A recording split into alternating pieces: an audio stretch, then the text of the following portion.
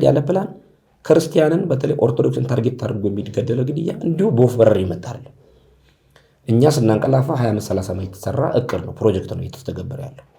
ኦርቶዶክስ ተዋሕዶ ቤተክርስቲያን ያን ያክል መስቀል ሰቅላ የኢየሱስ ስም ሲነሳ የሚከፋት ከሆነ ተብሎ ከመናገር ወዲያ ጦርነት አለ።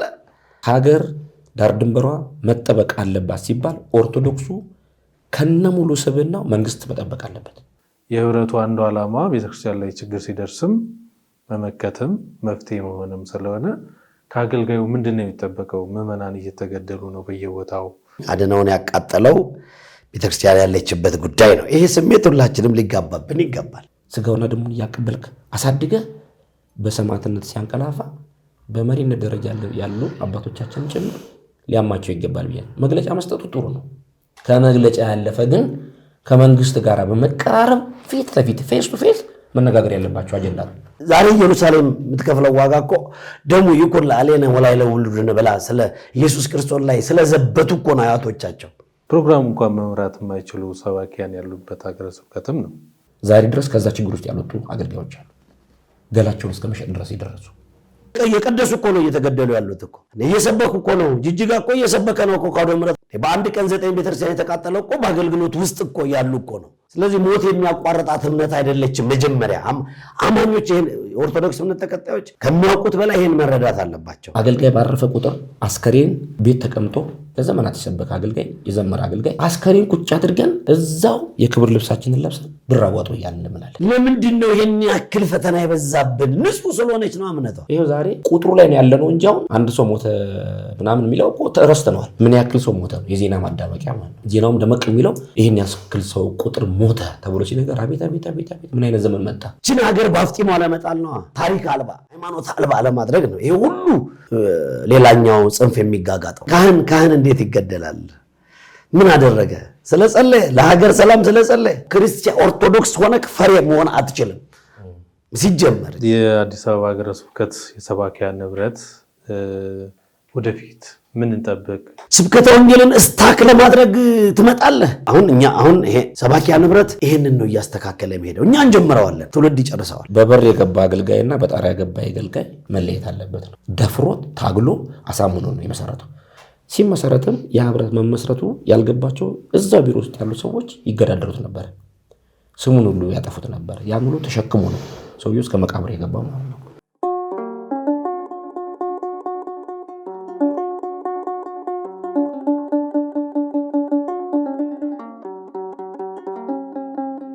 መምህር ዘላለም ላይ ስሜቱ ሰፊ ስለሆነ ቆየንና ህብረቱ የሰራውንም ስራ አሁን እያነሳ ነው።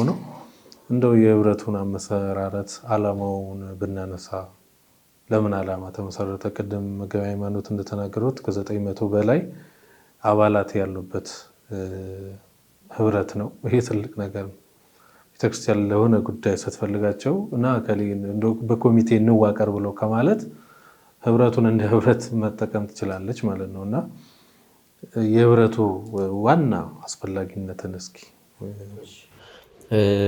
እግዚአብሔር ይስጥልኝ። በድጋሚ እንግዲህ መጋቢያ ቅድም ሲናገር እንደነበረው እንደሰማው ህብረቱ አሁን በአባላት ደረጃ አክቲቭ ነው እየተከታተለ ያለው 980 አባላት አለ። ወራይ እንትን ይሄ የሚጠበቅበትን ክፍያ ፈጽሞ ሲጠራ እየመጣ ፓርቲሲፔት የሚያደርግ አባል አለ። ጠቅላላ ግን እንደ አዲስ አበባ ከተማ 280 ምናምን ያው ዳታው እንዳልሳሳት የሚጠጉ ያው ከመቃኛው አብያተ ክርስቲያናት ጀምሮ ስንቆጥረው የሚጠጉ አሉ አብያተ ክርስቲያናት። ከዛ ውስጥ ያው ኤስቲሜሽኑን ብንወስድ 3 እንኳን ብናመጣ ምን ያክል እንደሚመጣ ይታወቃል። ስናበዛው ደግሞ 22 ሰባኪያን በአንድ አጥቢያ ያሉ እሱን ሲጨምረው ደግሞ ጠቅላላ ወደ 2300 ምናምን አባል ስብከተ ወንጌል አገልጋዮች አሉ። እነዚህ ቀሪዎቹ እየመጡ ያሉ አሁን እንትኑን የህብረቱ መመስረት ዓላማው ግቡ ምን ላይ ነው የቆመው የሚለው ነው። ሲጀመር ሲፈርስ የመጣ የአገልጋዮች ህብረት እየተመሰረተ እየፈረሰ የመጣ ስላለ መተማመንም ብዙዎቹ 100% ለመቀበል ተቸግረው ነበር። እነዚያው 900 ምናምኖቹ አምነውበት የተመሰረተበትን መተዳደሪያ ደንብ መመስረቻ ጽሁፍ የራሱ ህግ አለው፣ የራሱ ቲተር አለው፣ የራሱ የሚያበራቸው ደብዳቤዎች አሉ። የራሱ ኦፊስ አለው የተደራጀ። አሁን ቤዝመንት ላይ ነው አለ ጊዜ የምንወስደው። እስካሁን የመጣንባቸው አንድ ዓመት ከ3 ወር የቢውልዲንግ ስራ ላይ ሰራው። ቢሮ የማደራጀት ራሱ አብይ ኮሚቴውና አብይ ኮሚቴ 10 አለ። ንዑስ ኮሚቴ ደግሞ በ7ቱም ክፍለ ከተማ አሁን 8ኛ ደግሞ ለሚኩራ ተጨምሯል። 77 ሰዎች አለን። ወደ 56 ኮሚቴ አለ ማለት ነው በንዑስ ኮሚቴ ደረጃ። አብይ ኮሚቴው ሲጨምር 10 66 ኮሚቴዎች አሉ ማለት በዚህ የሚመራ ነው። እና አብይ ኮሚቴው ብዙ ስራ እየሰራ ያው የረዳት ፕሮፌሰር አብነት አስራት ህልፈት ህይወትን በማስቀጠል ወደኋላ የጎተተን ነገር አለ። ከዛም በኋላ ደግሞ ወደ አገረ ስብከትም ስትመጣ ደግሞ መመስረቱ ያልገባቸው ሰዎች እኔ አሁን ከክፋት አይደለም አልተረዱትም ማለት ነው። ስለዚህ ማይንድ ሴታፑን ለማስተካከል ቀስ እያለን ነው። ረዳት ፕሮፌሰር በረከቱ ይድረሰን መምህር አብነት ሲመሰረት ትልቁ ባለድርሻ አካል እሱ ነው። ደፍሮት ታግሎ አሳምኖ ነው የመሰረተው።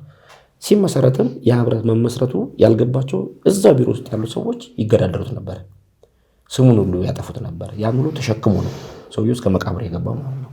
እና በዛ ሰዓት ላይ ሲመክረን የነበረው ነው ወደ ሚዲያ ላይ ፈጥናችሁ እንዳትወጡ አደራችሁ። ወደ ሚዲያ ላይ ፈጥናችሁ ከወጣችሁ ልክ ለወንጭፍ የተዘጋጀች የማሽላ ፍሬ ማለት ነው። ራሳችሁ እንዳታጋልጡ። እቺ መሰረት እስከምትይዙ ድረስ መታየት እንዳትናፍሩ። እኛ ቤተክርስቲያን አሁን የደረሰባት ፈተና በኋላ ላይ ለምታነሳው ጉዳይ ስለሆነ እየወጣችሁ ለምን መግለጫ አሰጡ? ለምን ድረስ የምትሉት? የእናንተ መመስረት ዓላማው ጥቅሙ ምንድነው? ብለው ከምዕመናንም ራሱ ከሰባኪው ሆኖ አሁን ያለንበትን ኮንዲሽን የማያውቀው ይጎተጉተናል። እንደ ሚዲያ ክፍል ይጠይቃል፣ እንደዚህ ግንኙነት መጋቢያ ማለት ይጠይቃል። አለፈ ካለ ደግሞ እንደ ሰብሳቢውን ኃላፊውን ይጠይቃል። ይሄ ሁሉ ጫና ሲመጣ ግን ምንድነው የመምህር አብነት አስራት የነገረን ነገር እየጠቀመን ነው ያለው። ቶሎ አለመውጣታችን አሁን ጊዜውን ጠብቀን ግን እየወጣ መምጣት አለብን ብለን ስላመነን እና ያ ህብረቱ የተመሰረተበት ትልቁ ዓላማ ከመለያየት አንድ መሆን ያዋጣል አይደል? አንድ መሆን ይጠቅማል። በተለይ አሁን ቤተክርስቲያን ያለችበት ወቅታዊ ችግርን እያንዳንዳችን በራፍ ላይ እየመጣ እያንኳኳ ነው። ነገ በተናጠል አንድ ነገር ከሚደርስብን በጋራ ሆነን የሚመጣብንን ነገር በጸሎት ጭምር ተጋግዘን ቤተክርስቲያኒቷን መጠበቅ ማስጠበቅ አለብን ነው። ተልእኮ ምንድነው? ወንጌልን በመላው ዓለም ማዳረስ ነው። ሌላ ሚሽን የለው፣ ሌላ ተልእኮ የለውም። ሲመሰረት የሆነ ሰው ይወስድና ከአንድ ሊቀ ጳጳስ ጋር ያገናኛል። የዛ ሊቀ ጳጳስ እንትን ደጋፊ ነው፣ የዛ ሊቀ ጳጳስ እንትን ነው ብሎ እኛ በሊቀ ጳጳስ ላይ የተደገፈ ነገር አይደለም። አባቶቻችን ናቸው። አንድ ሊቀ ጳጳስ ግን እንዲያርጉ ብሎ ቢያዙን ያን ነገር እናስተናግዳለን። የምንሰማው ቤተክርስቲያኒቷ ድምፅ ነው። አድርጉ ስንባል እናደርጋለን፣ ስንታዘዝ እንሰራለን። ስለዚህ ወንጌል መስበክ ህብረት እንደሚያዋጣ ስለተረዳን ህብረቱ ይምጣ። ከዛስ በኋላ እንደ አንድ ቃል ተናጋሪ እንደ አንድ ልብ መካሪ ሆነን ቤተክርስቲያኒቷ እናሻግራት ነው ሁለተኛው። ሶስተኛው ምንድን ነው?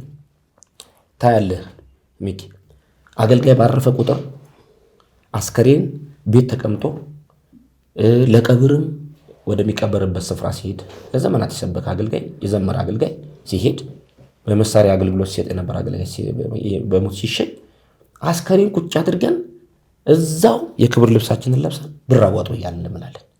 ይሄ ትልቅ አፍረት ነው። ያን የመሰለ አገልጋይ ሰው ጠብር ግፍ እያለ የሚገዛለት አገልጋይ ከሞተ በኋላ አስከሬኑ አስቀምጠ አንደኛ የልጆቹ ሞራል ቤተሰብ ያለው፣ ሁለተኛ ሚስት ያለው የሚስቱ ሞራል፣ ከጀርባ ያሉት የቤተሰቦቹ ሞራል ምን ያክል እንደሚነካ ማሰብ አለብን። ይሄም በእነማን አየን? በብዙ አገልጋዮች ወንድሞቻችን አይተናል። መዘርዘር ስለማያስፈልግ ነው። ስለዚህ አንድ እንሁንና የራሳችን የገቢ ምንጭ ኖሮን ከምናገለግለው ከቤተክርስቲያን አገልግሎት ውጪ የራሳችን ተቋም አሁን ተቋም ነን እኛ። ተቋም ደግሞ ምን ያስፈልገዋል? ራዕይ ያለው፣ ግብ አለው። ምን መስራት እንዳለበት እቅድ ያቅዳል፣ ፕሮጀክት ይነድፋል። ከዛ በኋላ ወደ ትግበራ ይቀይራል። አንዱ ምንድነው? እያንዳንዱ አገልጋይ ከሚያገለግለው አገልግሎት ሳይጋፋ የራሱን ቢዝነስ ማይንዱን ከፍ አድርጎ ክሬት እያደረገ መደገፍ አለበት ነው። የግብፅ ቤተክርስቲያን ብዙዎች አባቶች ለንስሐ ልጆቻቸው ይረዳሉ እንጂ በንስሐ ልጆቻቸው አይረዱ። እኔ 2 ጊዜ እጃለሁ። ነውር ነው። የታመመ የንስሐ ልጅ ካለው ያሳክማል ከፍሎ። እኛ ጋር ሲመጣ ዘሪቨርስ ማለት ነው፣ በተቃራኒ ማለት ነው። ይህንን መስበር አለብን። አያዋጣም። እና ሳይሰራ አይብላ የምትል ቤተክርስቲያን አንድ አገልጋይ በንግድ ዓለም ውስጥ ገብቶ ሲሰራ ለምን ሰራ ተብሎ መነቀፍ የለበትም። ሰርቶ መለወጥ አለበት። ቤተክርስቲያን የሆነ ሰዓት ላይ የሆነ ነገር ሀብትን ቢያደርግ አይታል። ኮሮና ምን ያክል ተግዳሮት እንደፈጸመብን፣ ምን ያክል አገልጋዮች ወደማይፈለግ ህይወት ውስጥ እንደገቡ አይተናል። ዛሬ ድረስ ከዛ ችግር ውስጥ ያልወጡ አገልጋዮች አሉ። ገላቸውን እስከ መሸጥ ድረስ የደረሱ የሚበላ የሚጠጣት። ስለዚህ ያንን መቅረፍ ስላለብን ይስራና ይለወጥ ብላ የምታስተምር ቤተክርስቲያን አንቀላፍተን ኑር ብላ አትሰብክም። ስለዚህ በራሳችን አቅም የማንንም ሰብዕና እንደገና የማንም ሞራል ሳይነካ ጥረን ደክመን የምናገኛን ነገር ደስታ የምታመጣ ስለሆነች በፋይናንስም የተደገፈ አገልጋይ መሆን አለበት ነው። አሁን ብዙ ጊዜ አንድ አጥቢያ ላይ ስትሄድ የሰባኪው አቅም የሚያዘው ማለት በሰብካ ጉባኤ ነው። የመናገር ሞራል የለውም፣ ሀሳብ የመስጠት ሞራል የለውም። በሆነ ሰበብ እንኳን እውነትን ይዞ ተገኝቶ ከተገፋ የሰበካቸው ምዕመናን አይደግፉትም፣ አመዛኙን የሚያዩት። ስለዚህ በፋይናንስ ሲደገፍ አንደኛ ራሱን የቻለ ሆኖ መቋቋም ይችላል። ላመነበት ነገር ይሞታል። ሀሳቡን የመግለጽ ሞራል ያገኛል። የዚህ ዓለም ገዢ ገንዘብ አይደለ? ገንዘብን ልትገዛ ይገባል እንጂ እሱ ሊገዛ ይገባል። ትመራዋለህ እንጂ አይመራህ። እየመራ ስትገኝ በፋይናንስ የተደገፈ አንድ አገልጋይ በሙሉ ሞራሉ ያገለግላል። ሰበካ ጉባኤ ምን አለኝ፣ አስተዳዳሪው ምን አሉኝ፣ ምክትል ሊቀመንበሩ ምን አለኝ የሚል ጉትታ ውስጥ የምንገባው የምናገኛት ደሞዝ እንዳትነካመል። እውነት እኮ ልባችን ውስጥ አለ። የአንዳንድ መሰክር የሚይዘን ነገር። ስለዚህ ከብዙ በጥቂቱ የተቋቋሙበት ዓላማ ራሱን የቻለ ለፍቶ ጥሮ ገንዘብ የሚያገኝበት ፋብሪካ የማቋቋም በዛው ባለንበት ዘርፍ ላይ አሁን ከአረብ ሀገር ከዱባይ ከተለያዩ አረብ ሀገራት እኮ መርካቶ ላይ እየመጣ እኮ የሚሸጠው እኮ ዕጣን እኮ በማን እጅ ነው ይሸጣለሁ? በኦርቶዶክስ እጅ ነው አይደለም። ጧፉ ማን እጅ ነው? በኦርቶዶክስ አይደለም። ነጋዴ ሆኖ ነጋዴው ነው ሌላ እምነት ሽጥለት እንጂ አትግዛ የሚል መመሪያ እንደሚከተል አካል የተያዘው። ሽጥ እንጂ አትግዛው የሚል ነው። ዴፊኒቲቭሊ 100% ነው የምነግርህ። ሽጥለት አትግዛ የሚል መመሪያ የሚከተል ነው እየነገደ ያለው። ካባውንም ቀሚሱ ሜትሮክ ልብስ ነው የሚባለው ሁሉም ያመጣው ማን ነው? ያ አካል ነው። መጥራት ስለማይገባኝ ነው ስሙ እኔን ስለማይመጥነኝ ማለት ነው። ስለዚህ ምን ማድረግ አለብን ማለት ነው? ያንን ዕጣኑን፣ ጧፉን፣ ዘቢቡን ከባህር ማዶ ይሄ ህብረት እያመጣ ለመላው ለገጠሪቱ ቤተክርስቲያን የማከፋፈል አቅም ቢኖረው ፈቃድ አውጥቶ ምንድን ነው የሚጎዳው? ጥቅሙ ለራስ ነው ማለት ነው። በባለቤቱ ይቀርባል፣ ባለቤቱ ይመርጣል፣ ባለቤቱ ለአገልግሎት ያውላል ማለት እና ይህንን መንገድ መከተል ስላለብን ክፍተቶቹ ብዙ ስለሆኑ ቤተክርስቲያኒቷ ላይ ያንን መድፈን አለብን ብለን የተቋቋመ ብዬ አምናለሁ። መጋቢያ ደግሞ ይጨምርበት።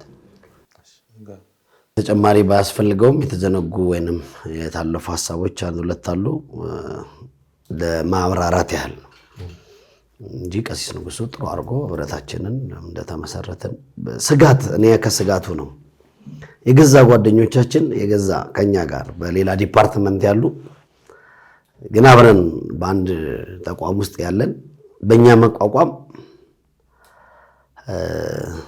እንዴት ትፈራለህ? ወንጌላዊ ምን ይሆናል ብለህ ትፈራለህ? ሚሳኤል አይተኩስ። ዘረኝነት አለ ወይ? አዎ ዘረኝነትን ለማጥፋት ነው እኛ የተቋቋም ነው። ቡድንተኝነት አለ ወይ? ቡድንተኝነትን ለማጥፋት ነው የተቋቋም ነው። ባናጠፋውም ለመቀነስ የቤተክርስቲያኒቱ ገጽታ ስላልሆነ ይህንን የጀመርነው ከመንበረ ፓትርያርክ ነው። ቅዱስ አባታችንን እስካሁን አላገኘናቸውም። በቅርቡ እናገኛቸዋለን ብለን እናስባለን። ከጤና መታወክ ጋር ከስራ መብዛት ጋር ሁሉም እንዲያውቀው ስለምፈልግ ነው። የጠቅላይ ስራ አስኪያጁን ያገኘንበትን መንገድ በሚዲያ ቢተላለፍ ኖሮ ደስ ይለኝ ነበር። እኛ ቀስ ብለን ነው እየሄድን ያለ ነው። አቡነ ሳዊሮስ እናንተ የቤተ ክርስቲያኒቱ ልጆች ናችሁ፣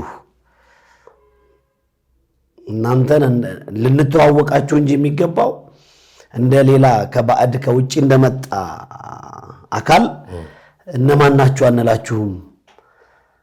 እኛ ማድረግ ሲገባን እናንተን እኛ አደራጅተን እናንተን ጠርተን ዘመኑና ጊዜ ወደሚጠይቀው አገልግሎት ማሰማራት ሲገባን ተሰባስባችሁ አስባችሁ በትልቅነት አይምሮ ለቤተክርስቲያንና ለሀገር ለመቆም በመምጣታችሁ እኔ ደስተኛ ነኝ ነው ያሉት። ቀጥል። አሁን ከጠቅላይ ስራ አስኪያጁ ዋና ጸሐፊ ጋር ደግሞ ልንገናኝ ቀጠሮ ይዘናል። ከብፁዕ አቡነ ዲዮስቆሮስ ጋር ቅዱስ ሲኖዶስ ይህን ያክል ነው ከፍታው ነው የምነግርህ። ዋናውና ኒውክለሱ መነሻው ግን አዲስ አበባ ሀገረ ስብከት ነው። በአዲስ አበባ ሀገረ ስብከት የሰባኪያን ህብረት ነው። ላይሰንሱ የሀገረ ስብከቱ ነው። ኢቭን ሀገረ ስብከቱን ስንት ዓመት ነው ያማከራችሁት? 8 ዓመት እናንተ በመማከር የነበረ እኮ ነው። ግን አሁን እንደምታየው ወቅቱ ጊዜው ጠየቀ። ምንድን ነው የጠየቀው? ሁለት አንደኛው የወንጌልን አገልግሎት ስርጭትን በሚመለከት ነው። አቅም እያለህ አቅም የለህም። ወንጌል በቤተክርስቲያኒቱ ዓላማ አንደኛ ነው። በንግግር አንደኛ ነው። ከላይ ስትመጣ ካሉት ፒላሮች አንዱ ነው ስብከተ ወንጌልና ሐዋርያዊ ተልእኮ መምሪያ። አጥቢያ ጋር ስትደርስ ግን ምን አስጨነቀህ? ምንም መናገር አያስፈልግም። ራስህን ለአደባባይ ስደቡኝ ብለህ አትናገርም። መስመሩን እና ቤተክርስቲያኒቱን ክብር ባልጠበቀ መልኩ ስብከተ ወንጌሉን እናቱ ሲያዟዙሩት ታያለህ። ይህንን እናስቆማለን። አሁንም ይቀጥላል። ቤተክርስቲያኒቱ መነሻዋ ወንጌል ነው። በወንጌል ትመራለች። ፔሬድ ዓላማችን ይሄ ነው።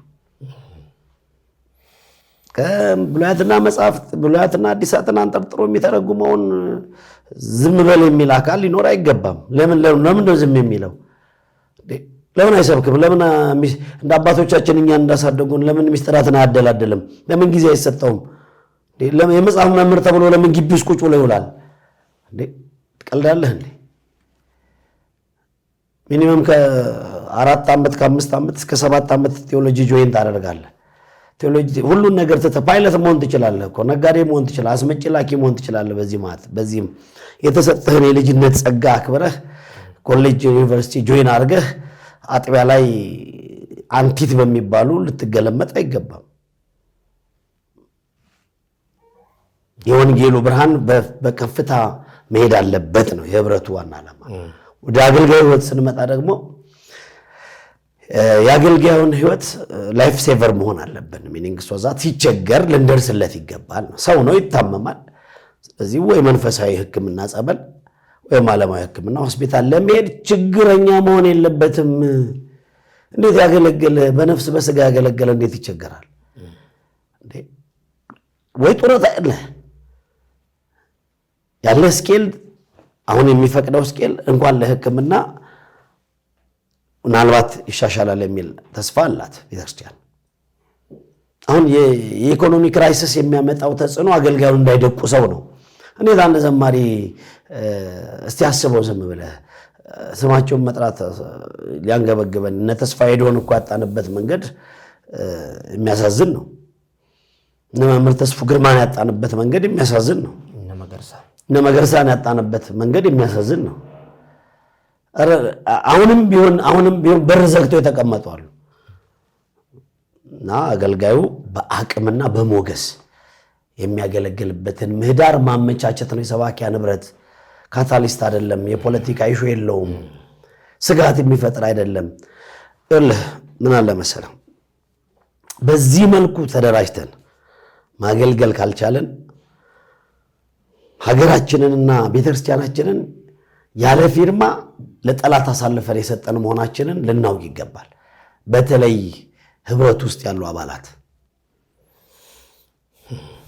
አግኝተኛል ያለ ሰባኪ ያለ አገልጋይ የሀገርን ባህል፣ የሀገርን ታሪክ፣ የሀገርን ፍቅር የተጨካከነ ይመጣ በኋላ እንመጣበታለን የሚል ሐሳብ አለኝ። እነዚህ አይነት ችግሮች የተፈጠሩት እኮ አገልጋይ ጠፍቶ አይደለም እኮ፣ ይሄንን አገልግሎት ማድረስ ስላልተቻለ። ስለዚህ የተመሰረትንበት ዓላማ ይሄ ነው። የሚያሰጋ አይደለም፣ ሌላ ጉዳይ የለውም። ማንም አቋቋሚ የለንም። ያቋቋመችን ቤተክርስቲያን ናት፣ የቆምንላት ላቆመችን ቤተክርስቲያን ነው የሚል ነው። አይደናገጡ። የአገልግሎት ወይንም የሰባኪያን ህብረቱ የመመስረት ዓላማ ይሄ ከሆነ እንግዲህ አዲስ አበባ ትልቅ ሀገረ ስብከት ነው እንደሚታወቀው። ቅድም መጋቢ አዲስም እንደጠቀሱት አንድ ደብረ ላይ እስከ 22 ሰባኪያን ወንጌል ያሉበት ደብራት ይኖራሉና በዚህ ቦታ ደግሞ ዞር ብለን ስናየው አገልግሎትና አገልጋይና አገልግሎትን ልናነሳ ነውና ፕሮግራም እንኳን መምራት የማይችሉ ሰባኪያን ያሉበት ሀገረ ስብከትም ነው። ሰባኪያን ተብለው ተቀጥረው አንድ ደብረ ላይ 22 ሰባኪ ካለ መቼ ይደርሰዋል የሚለው ያው ለእናንተ ተወዋለውና እንደው ወደ አገልጋይና አገልግሎት ምን መምሰል አለበት ብለን ስናስብ ይሄንን ማንሳት ስላለብን ነውና ከአገልግሎትም ጥራት አንፃር ለምን እናንተ የአገልግሎት የሰባኪያን ህብረት ተብሎ ህብረታችሁ ውስጥ ገብቶ ፕሮግራም መምራት እንኳን ማስተማር መምራት እንኳን በቅጡ የማይችል አባላትም ሊኖር ስለሚችል ያንንስ እንዴት ታዩታላችሁ? አገልጋይና አገልግሎት ምን መምሰል አለበት? አገልጋይና አገልግሎት ምን መምሰል አለበት ማለት ትልቁ የቤተክርስቲያናችን የጀርባ አጥንት የስብከተ ወንጌል አገልግሎት ነው። ስብከተ ወንጌል አገልግሎት የሌለባት ቤተክርስቲያን ያው ከባህር ውስጥ እንደወጣ ዓሣ ምውት ናት ወይም እንደተለበለበ ግንድ ናት ይላል ቅዱስ ጎርጎርዮስ ዘኑሲስ። ስለዚህ በስብከተ ወንጌል ላይ ያልተደገፈ አገልግሎት የሽፍልጥ ማሰሪያው ልጥ እንዲሉ አበው የሁሉ አገልግሎት ማሰሪያ ማለት ወንጌል ነው። ወንጌል ደግሞ በተባ አንደበት በተደራጀ አንደበት ወደሚፈለገው አካል ላይ አድራሻ የምታደርስበት ወይንም መልእክት የምታስተላልፍበት የቤተክርስቲያኒቱ አንደበት ነው። ቅድም እንዳልነው እንግዲህ አዲስ አበባ ላይ ያው ገዳማትና አድባራቱ ላይ ያሉ ሰባኪያን ወንጌል አገልጋዮችና አገልግሎቱን በተመለከተ ስናየው ረዳት ፕሮፌሰር አብነት አስራት በነበረበት ሰዓት ላይ የትምህርት ዶክመንታችሁን ውስጥ ያምጡ የሚል ሰርኩላር ተበትኑ ነበር። በዛ ሰዓት ላይ ብዙ መንገድ አለኝ ተፈጠረ። ምክንያቱም ያለ ፖዚሽናቸው የገቡ ሰዎች ነበሩ ማለት ነው። እንደገና ቅዳሴ ሲሰለቻቸው ስብከተ ወንጌል የገቡ፣ ሰዓታት ሲሰለቻቸው ቅዳሴ ያለ ዘርፋቸው የገቡ፣ ምርግትና ላይ ተሰየሙ አወዳሽ ነበሩ፣ መጫሪ ነበሩ፣ ቄሰ ገበዝ ነበሩ። ያለ ፊልዳቸው ስብከተ ወንጌል ምን አድርገዋታል? መደበቂያ ዋሻ አድርገዋታል። ልክ ነው ስታየው አንድ አገልጋይ መደበኛ ከሆነ የምታገኙ ስንት ሰዓት ነው? 11 ሰዓት ላይ የምታገኘው ያ ምድብተኛው ማለት የዕለቱ ምድብተኛ ከበዛ 1 ሰዓት ያገለግላል። በጣም ከሰነፈ ደግሞ 15 ደቂቃ ያስተምራል። ከዛ በኋላ አስበው ጀንበር ወጥታ እስከምትጠልቅ 12 ሰዓት አለን። ብዙዎቻችን እኔም ጭምር ያካተታል። ቅዳሴ ሕይወት ላይ ቅዳሴ አገልግሎት ላይ ተገኝቶ መቁረቡን አስቀድሶ ተቀድሶ ማስተማሩ ሩቅ አትሄዳውንም እኔ ጋር ያለ ችግር ነው። እንዴት ማሻሻል አለብኝ? ራሴን አብዴት ማድረግ አለብኝ ብዬ አምናለሁ። የመምህር ዘላለም አሁን ልባችን ቅድም ሲነካው የነበረው ምንድነው? የሄደበት አውደ ምሕረት ላይ ቀድሞ ወደ አውደ ምሕረት ከመውጣቱ በፊት ቀድሞ ይገባል፣ ተደብቆ ይቆርባል፣ ወጥቶ ያስተምራል። ሲቆርብ ደግሞ አታዩም። ከከተማ ውጭ ነው። እኚህ ደሳሳ በቃ ብዙ ምዕመናን ማታገኛቸው ቦታዎች ላይ ነው እየተደበቀ ሄዶ ቆርቦ የሚመጣው። እኛ ጋር ይሄ ህይወት የለም። ዛሬ ይደከማል፣ ይዘራል፣ ቃል እግዚአብሔር ይሰበካል፣ አልጎደለም፣ የቃሉ ወተት ይፈሳል። ግን ፍሬ እንዳያፈራ ምን ገድቦታል? የኛ ህይወት አንደበታችን እንጂ ህይወታችን ደካማ።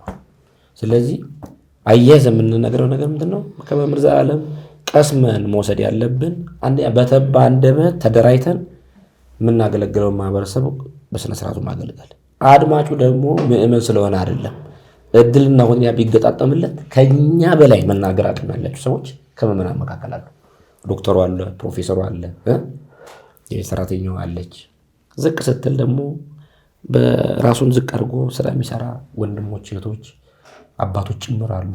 ጥበቃ ዘበኞች ሆነው ግን ሀገር የምትጠገንበት ቃል ካንደበታቸው የሚወጣ ቤተክርስቲያን የምትቆምበት ቃል ካንደበታቸው የሚወጣ እኛ በዘር ተቧድነን በፖለቲካ ተቧድነን በተለያየ አመለካከት ተቧድነን ስንባላ እነሱ ዳር ላይ ቆመው አይ ቤተክርስቲያን እያሉ የሚያዙ ነው። አንድ ሰባኪ ወደ ምሕረት ላይ ሲወጣ የሚያገለግለው ማህበረሰብ ማወቅ አለበት ከሊቅ እስከ ደቂቅ ማለት ነው። እና ብዙዎች ስትመለከታው ያን ያክል አገልጋይ ሆኖ ሰራተኛ መኸሩ ብዙ ነው ይላል መጽሐፍ ቅዱስ። ሰራተኛው ግን ጥቂት ነው አለ። ያ ጥቂት የሚለው ቃል በጌታ ዘመን ወይንም ጌታ በነበረበት ዘመን ሐዋርያ በነበሩበት ዘመን በተዋረድ መጥቶኛ ጋር ሲመጣ ቁጥሩ የኛ ጋር የትየለሌ ነው። ብዙ ነው ምኑ ዘር የሚዘራው ግን ያ ዘር በተፈለገበት ማሳ ላይ ያርፋሉ ወይ ነው ጥያቄው። እሱ ራሱ የገዘፈ ጥያቄ ነው። ምንድነው የቤተክርስቲያኒቷ የእያንዳንዱ አጥቢያ ያስተዳድራዊ ችግር ነው። በገንዘብ ይቀጠራል የማይመጥን ሰው፣ በጉቦ ይቀጠራል የማይመጥን ሰው፣ መማለያ እየተቀበሉ ይቀጥራሉ የማይመጥን ሰው። ይሄ ቤተክርስቲያኒቷን ዛሬ አንደበት እያላት አንደበት እንደሌላት አድርጓታል። ያ ሰባኪ የተባለው ሄዶ አድምጦ ያን መልእክት እንኳን አስተላልፍ ስትል ልብን የሚሞላ መልእክት አስተላልፎ ላይመጣ ይችላል። ምክንያቱም አጥቢያው ላይ የሚያገለግለውን ህዝብ ካለበት ችግር ነፃ ካላወጣ አንተ ከመንግስት ፊት ቁምና ተከራከርና ጉዳይን አስፈጽመና ብለህ ልትልከው አትችልም።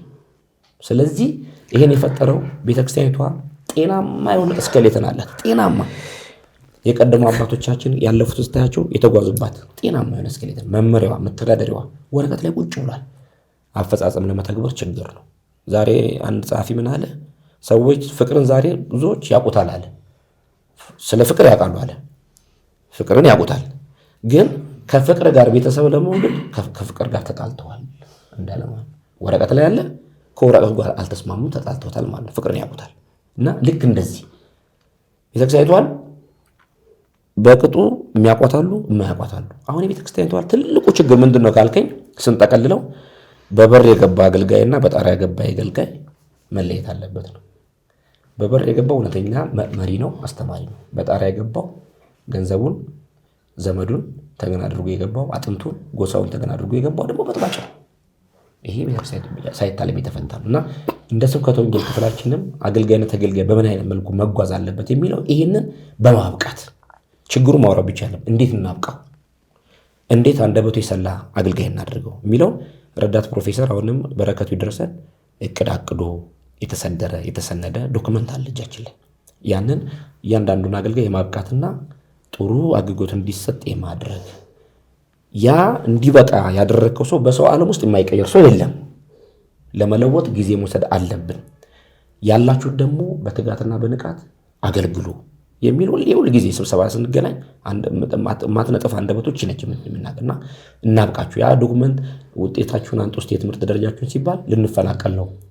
ብዙዎች ዲግሪ የሌላቸው ሰርቲፊኬት የሌላቸው በተመረሩ ማስተማር ያላለፉ ቅድም እንዳልኩ ከዛው ተሸጓቁጦ የገቡ ሰዎች አሉ እና እነዚህ ሁሉ ብርክ ይዟቸው ነበር እና ሰብስበው በአንድ ቃል የተናገረው እኔ ላባረራችሁ አይደለም፣ ወረቀታችሁን አንጡ ያልኳችሁ ላባረራችሁ አይደለም፣ ፐርፎርማንሳችሁን ለማወቅ ፈልጌ ነው ብሎ እስከመመለስ ደርሷል እና ተደናግጠው ማለት ነው። ስለዚህ አሁን ቁጥሩ ብዙ ነው ስትመዝነውና ደግሞ ስታጣራው በጣት የምትቆጥራቸው ሰዎች ናቸው አገልግሎት ላይ ቆመው የሚያገለግሉት እና ቤተክርስቲያን እያበላች እያጠጣች እያጎረሰች ጥገኛ ሆነንባት ዘመናችን ከሚያልፍ እንደነ መምህር ዘላለም ህይወታቸው የሚያስተምር አገልግሎታቸው የሚያስተምር ደፋር ልበ ሙሉ ደሃን ስለ ድህነቱ የማይንቅ ባለጠጋን ስለ ብልጥግናው የማይፈራ የማያፍር አገልጋይ መፍጠር አለብን ብለን የስብከተ ወንጌል የተቋቋመበት ዓላማ ይሄንንም መርህ አድርጎ መከተል ስላለበት ነው። እናበቃለን የሚልም እቅዳለን። እኔ በዚህ ላይ የማክለው ነገር ቢኖር አገልጋዩ መክሊቱን ማወቅ አለበት። የተጠራንለትን ዓላማ ማወቅ ነው። አንተ ሚዲያ ላይ ባይሆንና የራሳችን ሚዲያ ላይ ቢሆን ኖሮ ላጨምርልህ ነበር። አንተ ግን አንዱ አካላችን ስለሆንክ እኛም የቤተክርስቲያኒቱ ልጆች ስለሆንን በዚህ ጉዳይ ላይ ልበ ሙሉ ሆነን ነው እየተናገርን ያለ ነው። አሁን ቀጣዩም እዛ ከሚናገሩ እዛ ሄደው ይናገሩም ነበር የሚል ስላለ ነው እኮ እዛም የተናገርነው እዚህም ተናገርነው። የቤተክርስቲያን ጉዳይ ነው። ሁላችንም የቤተክርስቲያን አካላት ናት። ለሚዲያ ስትጠሩ ለአገልግሎት ትጠራለህ አይደለም አንተ። ስለዚህ የቤተክርስቲያናችን አንዱ አካላችን ነው። anyway ምንድነው የተሰጠንን ኃላፊነት ለመወጣት ብንሞክር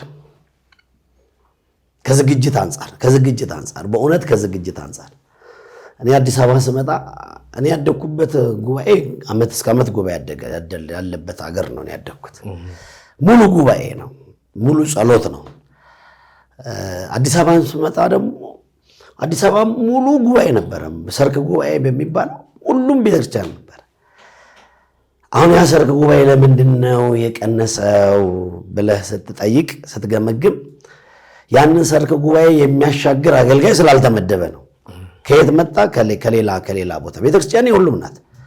ወንጌል የሁሉም ናት። አውደ ምሕረት የሁሉም ነው። ግን አሁን በቅዳሴ ላይ ጸጋ የሌለውን ሰው ቅዳሴ ቀድስ ስትለው አሁን በሚዲያ ላይ እንደሚተላለፈው ያጠና ያለው ልጅ አንተ ዓለም እኮ በጣም ማሽሟጠጥ ላይ በጣም አንደኛ ነው። ያጠና ጸልዩ በእንተ ሊቅነ በእኛ እድሜ ያው እዚህ ፍሬ ቅዳሴ ከመድረስ በፊት የመጨረሻው የንፍቁ የመጨረሻው ጸልዩ ነው እና እሷን እያጠና ነው። በቃ አልሆነልህም አሉት። አሁን እሱ ነው እንግዲህ እዛ ውስጥ ገብቶ እንዲቀድስ የሚደረግ ከሆነ ስተት ነው። ስተታችንን ማመን አለብን። ከዛም ቀጥሎ ደግሞ በቃ ሲጮ ስለሰማ ልጩ ትላለህ እንዴ? ሲሰብኩ ስለሰማ ልስበክ ትላለህ? ስብከት እኮ ጸጋ ነው እኮ እንዴ! ጸጋ በዲበ ጸጋ ነው። ለአንተ የመጻፍ ጸጋ ሊሰጥ ይችላል። ጻፍ። ለእኔም ልተርጉም ጸጋ ሊኖረኝ ይችላል። እኔ ልተርጉም፣ ለሱ የማመስጠር ጸጋ ሊኖረው ይችላል። እንዴ አገልግሎቱ ከየት ነው የሚጀምረው? ከሌሊት አይደል የሚጀምረው? የወንጌል አገልግሎት እኮ ጠዋት አይደል የሚጀምረው እኮ። እንዴ ኪዳኑ ገና አስርቆት የሚባል አለ። ካህኑ ገና ቤተክርስቲያን ገብቶ ሲጀምር ጀምሮ ነው ወንጌል ያለው። ያንን ይዛው ደምረት አንተ ነህ የመጨረሻው የሌሊቱን ሁሉ አገልግሎት፣ የማህሌቱን አገልግሎት፣ የሰዓታቱን አገልግሎት፣ የቅዳሴውን አገልግሎት ለህዝብ ማስረዳትና ማስተማር የወንጌሉ ትልቁ ክፍል ነው። እንዴት ትልቁን ክፍል ከሌላ ቦታ አምጥተህ ቁም ትለዋለህ? ይሄ ህብረቱ ያስተካክላል። ቀደም ሳልነግርህ ያለፍኩት ምናልባት ግልጽ ለማድረግ አሁን ለምሳሌ እኛ የመስራት የሥራ ጊዜያችን ነው። አሁን እንደዚህ ልባችን ሙሉ ሆኖ ስለ ሰባኪያን ህብረት የምንናገረው የአዲስ አበባ ሀገረ ስብከት ሊቀ ጳጳስ ወንጌላዊ የነበሩ ወንጌላዊ የሆኑ ስለ ሰባኪያን ሽንጣቸውን ገትረው የሚሟገቱ አሻጋሪ ከሚባሉ ሊቀ ጳጳሳት መካከል አንዱ ናቸው ብፁዕ አቡነ ሕርያቆስ በረከታቸው ይድረሰንና አሁን የሚቀጥለው ያቋቋሙን ብፁዕ አቡነ ሄኖክ ናቸው። ሰባኪያን ወንጌል ህብረት ለዘላለም አይረሳቸው። አግኝተኛል። ኢቭን ጠቅላይ ማን ነው የሀገረ ስብከቱ ዋና ስራ አስኪያጅ ቆሞስ አባ ገብረ መድኅን አግኝተናቸዋል። በእናንተ ዘመን በእኔ ዘመን እኔ የዚህ ተቋም ስራ አስኪያጅ ሆኜ እናንተ ለወንጌል ስትመጡ እንደማየት የሚያስደስተኝ ነገር የለም ነው ያሉት። ስለዚህ እኛ የሥራ ላይ ነን። አሁን ከነሱ ጋር ነው ንግግራችን። እኛ እዛ መንደርስ በጎን በኩል ይኸውልህ አሁን ያመመው ቢመጣ ትደግፋለህ፣ ትቀበላለህ። በአገልግሎት ዘመን ምክንያት የመጡ ካሉት ትደግፋለህ። ስብከተ ወንጌልን እስታክ ለማድረግ ትመጣለህ።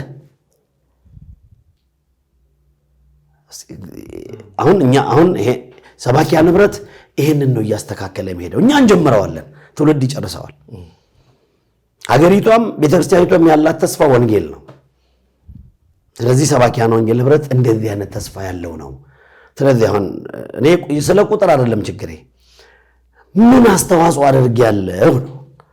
መድረኩን ይዤው ምን አድርጌለታለሁ? እንዴት ስብከተ ወንጌል እኮ በጣም ትልቅ ዲፓርትመንት ነው እኮ። አዝኖ የመጣን ህዝብ አሳዝነህ አይደለም መመለስ ያለብህ፣ አጽናንተህ። በተለያየ ምክንያት ይሄ ውስብስብ የሆነ ዓለም ልቡን ሰብሮት ሲመጣ ጠግነህ። የቆመው ሰውዬ ይሄንን ይወጣል ወይ ነው። አሁን ከሰውየው ጋር ለምጥላችን ከጸጋው ጋር ነው ጥያቄያችን። ቦታው ላይ ነው፣ ማን የቆመው ነው። ምናን ተደርጎልናል ብለው የጻፉትን ምስክርነት እኮ ማንበብ የማይችል እኮ ነው የሚቆመው። አሁን ከሱ ለምን እሱ እንጀራ በላ አይደለም ጠባችን። እሱ ወረቀቱን ተቀብሎ ማምጣት ቢሆን ስራው ሌላ አንተ ትናገራለህ። ገባ? ያን ደግሞ በመጽሐፍ ቅዱስ ሪፈረንስ እየጠቀስክ ለህዝቡ ወንጌልን ትሰብካለህ። ስለዚህ እንደዚህ ነገሮችን ያስተካክላል የሰባኪያን ህብረት። ጥቅሙም ይሄ ነው። ጉድለታችንን ነቅሰን እናወጣና ከዛ እናስተካክላለን እንጂ ይሄ ሰው ማፈናቀል፣ ከዛ በኩል ውጣ፣ ከዚህ በኩል ሂድ፣ እነሱ እንዲህ ናቸው አይደለ የለብንም። እኛ ወንድም ወዳጆች ነን፣ አገልጋይ አቃፊዎች ነን። ከዚህ አንጻር ይታይ። መምህር መጋቤ ሐዲስ አድነው ወንድሙ በወንድሙ ሽኝት መስቀል አደባባይ ላይ አንዲት ቃል ተናግረዋልና በዚህ ዘመን ዘላለም በዚህ ዘመን ቤተክርስቲያን ከውጭም ፈተና ባለባት በዚህ ዘመን መጽናናት በምንፈልግበት በዚህ ዘመን ኑሮ በከበደን በዚህ ዘመን ዘልዬ ወንድሜ መምህር ዘላለም በዚህ ጊዜ አጽናኝ መምህር በምንፈልግበት ቤተክርስቲያን ችግር ላይ ባለችበት ጊዜ እንዴት ብለዋልና አሁን ቤተክርስቲያን ያለችበትን ነባራዊ ሁኔታ ለማንሳት ፈልጌ ነው። ከአገልጋዩ ምን ይጠበቃል? ቅድም መጋቢ አዲስ እንደጠቀሱት የህብረቱ አንዱ ዓላማ ቤተክርስቲያን ላይ ችግር ሲደርስም መመከትም መፍትሄ መሆንም ስለሆነ ከአገልጋዩ ምንድነው የሚጠበቀው? ምዕመናን እየተገደሉ ነው በየቦታው። ምዕመናን ከሌሉ ደግሞ አገልጋይነቱ ምኑ ጋር ነው የሚለውም ጥያቄ ስላለው ለምዕመናን መገደል፣ መሞት፣ በሃይማኖታቸው መሰደዳቸው የሰባኪያን የአገልጋይ ሚና ምን መሆን አለበት? ምዕመናንም ጥያቄ ያነሳሉ። እናንተ አበላቸው አይጉደልባቸው እንጂ መሞት ምናችሁም አይደል ይላሉ። በኮመንት ያነሳሉ በሀሳብ መስጫ ላይና ምን ይጠበቃል ከአገልጋዩ? በጣም ጥሩ ነው። ጥሩ ጥያቄ ነው። እንግዲህ አሁን ቤተክርስቲያን ያለችበት ዘመን እንግዲህ ለ50 ዓመታት እንግዲህ እንደ ዶፍ ዝናብ የሚወርድባት መከራ እንግዲህ በቅርብ ዘመን ስናየው ማለት ነው የደረሰባት ያለው መከራ የተነግሮ ያልቅም የትየለሌ ነው። ምክንያቱም ፖለቲካን አንግበው አጀንዳ አድርገው ቤተክርስቲያን ውስጥ ሰርጎ የገቡ አካላትም ስላሉ ሁሉ የችግሩ መስፋፋት ምክንያት ሆኗል። አሁን በአራቱም ማዕዘናት እንደ ሀገራችን እንደ ኢትዮጵያ በአራቱም አቅጣጫ ምዕመናኖቻችን እንደ በግ እየታረዱ ያሉበት ዘመን ላይ ነው ያለነው። መምህር ዘላለም አሁንም በረከቱ ይድረሰን ከህልፈተ ህይወቱ አንድ ወር ባልዘለለ እንትን ውስጥ ሲያገለግል የነበረው አገልግሎት አንደኛ እዚህ ስላሴ ሀገር ሲያገለግል ባሪያም በሰላም አሰናብቶ ብሎ የስምዖንን የካቲት 8 ቀን ያው መታሰቢያ ስለሆነ በዛ አገልግሎት ሲያገለግል ብዙ መልእክቶችን አስተላልፏል። በገዛ ሀገራችን ያው ዩቲዩብ ላይ እየተመላለሰ ስለሆነ እየተገደልን እየታረድን እየተጨፈጨፍን ይሄን የሚያስቆም አካል ገዳይ በልበ ሙሉነት ከተማው ሞልቶ ሲንቀሳቀስ ተገዳይ ግን የሚጮህለት አጥቷል እያለ የጮኸው ጩኸት የኔን ጩኸት ነው የጮኸው። እኔ ዝም ስላልኩኝ የኔን ጩኸት እሱ ጮኸ ማለት ነው። ቤተክርስቲያን ዝም ስላለች የቤተክርስቲያን ጩኸት ጮኸ ማለት ነው። ለዚህ ነው አየህ ምዕመኑ ንቅል ብሎ መጥቶ ስርዓተ ቀብሩ እንዲያምር ያደረገው ያገለገለው አገልግሎት እንዳለው ሆኖ በቆመበት አውደ ምሕረት ላይ የምዕመናን እልቂት ያሳስበው ነበር። ምክንያቱም መጽሐፍ ቅዱሳዊ ነው። የሐዋርያት ሥራ ምዕራፍ 9 ቁጥር 1 ስታነብ ከሁሉ ነገር የሚያሳስበኝ አለ የወገኖች ጉዳይ ነው ብሏል። ወገኖች ናቸው ቤተክርስቲያን የምትቆም ሰው ሲኖር ነው። ስለዚህ ቀጥሎ ነው የአብያተ ክርስቲያናት ጉዳይ የሚለው። አማኙ ከሌለ አማኙ አምልኮቱን የሚፈጽምበት ቦታ መኖሩ ጥቅም የለውም። ለዚህ ነው አባቶቻችን ሰውን ደብር ይቀድሰዋል፣ ደብርን ደግሞ ሰው ይቀድሰዋል ብሎ የሚያመሰጥሩት ለዚህ ነው። ደብር ካለ ሰው ያስፈልጋል ማለት ነው። ቤተክርስቲያን ስትተከል አንድ ቦታ ላይ እዛ ጋር ያለውን የህዝብ ቁጥር ማዕከል አድርጋ ነው አይደል እንዴ? ያ ማዕከል አድርጋ። ስለዚህ ሰው መኖር አለበት።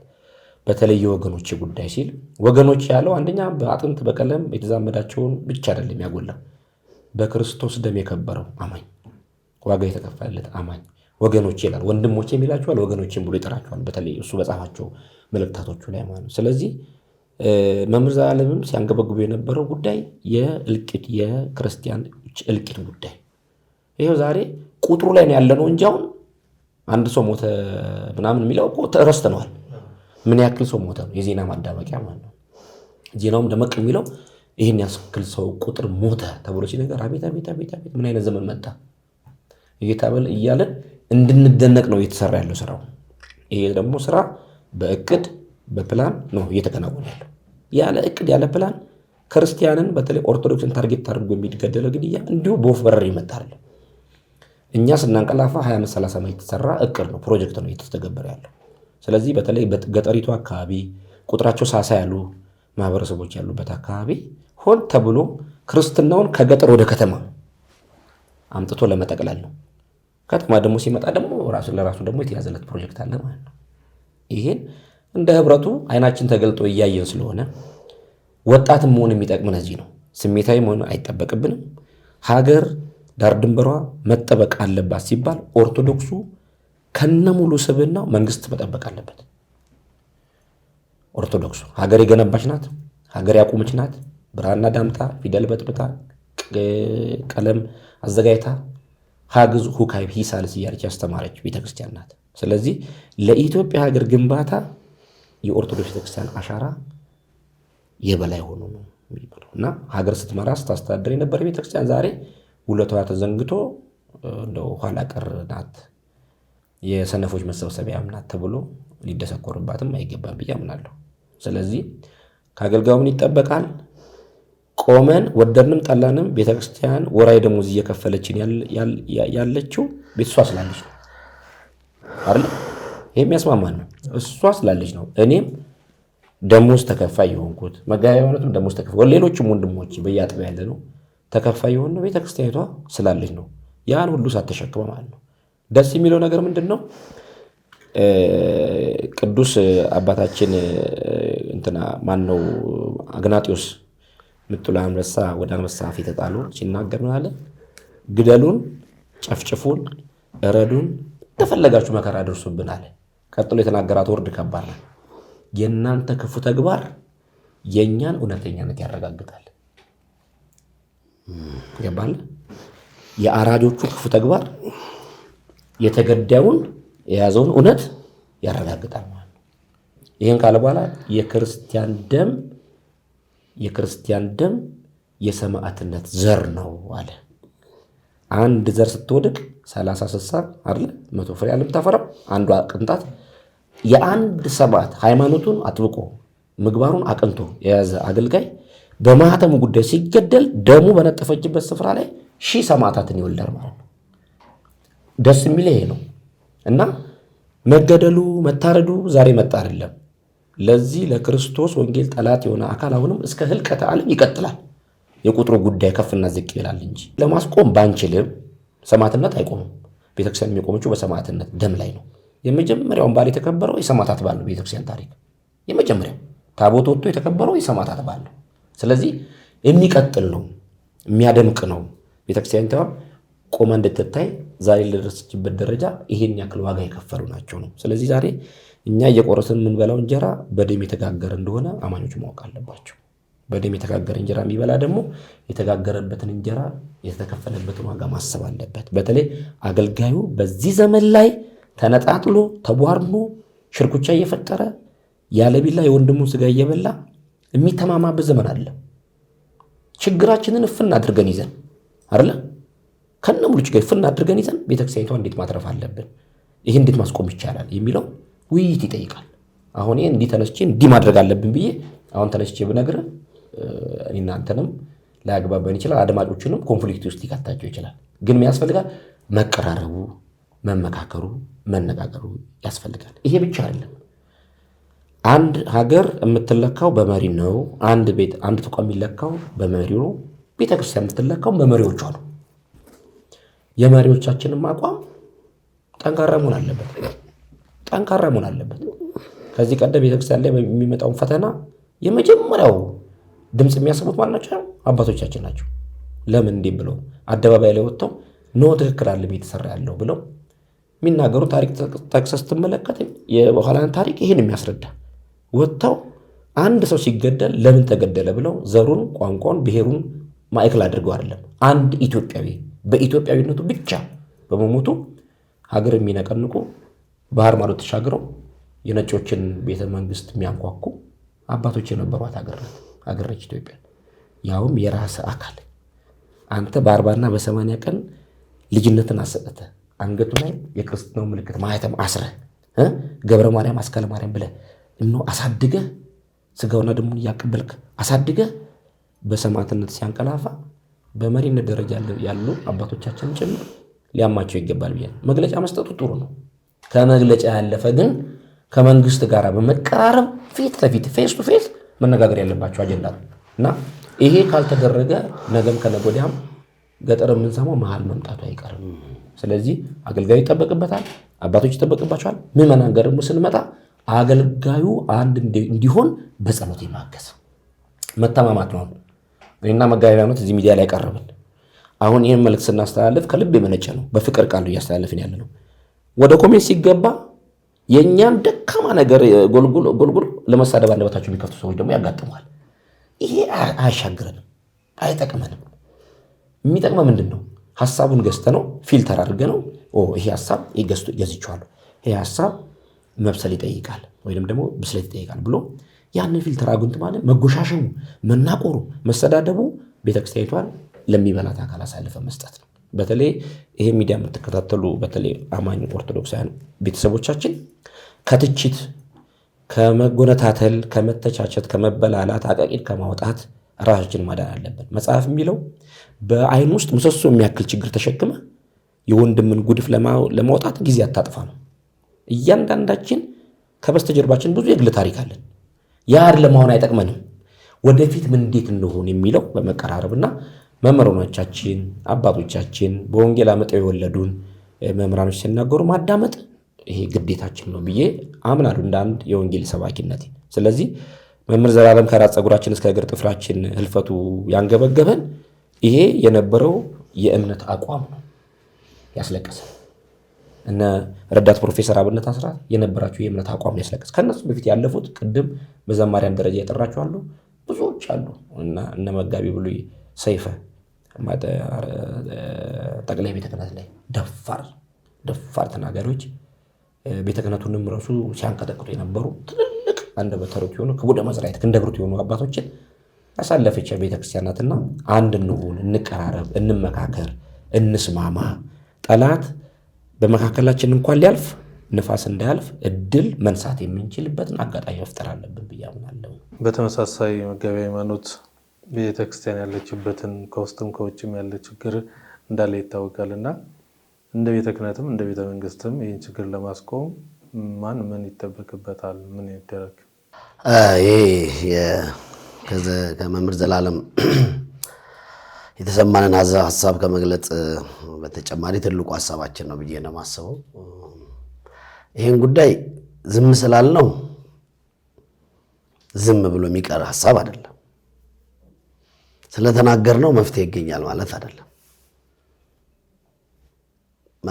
ቀሲስ ሰፋ አድርጎ ተንትኖታል። እኔ አጠር አድርጌ ነው የምናገር። ኮዝ ኤንድ ኢፌክቱን ማወቅ ነው። ምንድን ነው ምክንያቱ?